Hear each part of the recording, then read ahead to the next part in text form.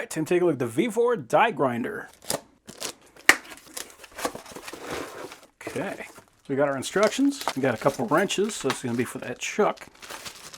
They're actually a decent length too. Most of them that I say are about that long, and it can actually be kind of a challenge to grab onto them, so it's very cool. And then we've got the die grinder. On the back we got our speed setting, so we got 1 up to, looks like a 6. And then on the handle we do have a safety, so we don't have to worry about this thing going off. We just go grab it.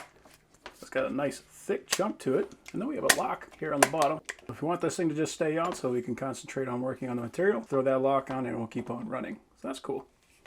Looks like in with the instructions we have a couple extra brushes, so that's nice. So when those brushes wear down, we got a whole nother set. And we can see that this is a high-speed machine. It goes from 7,000 to 30,800 revolutions per minute. So these things cut fast, and this is a 1/4-inch chuck. So this is what I typically use die grinders with. It's just a regular old burr.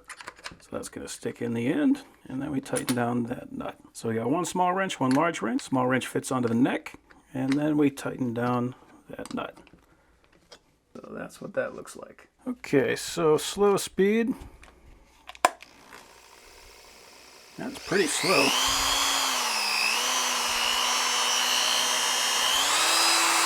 There we go. Got some movement out of there now. That's cool. So I've used die grinders for all kinds of things. I use them for like cutting out rebar and cement. So if I'm drilling a hole into some concrete, I can use that. If I just want to notch out something so I can make it fit into an area, that'll work. And then pretty commonly, people will use these things for cleaning up welds.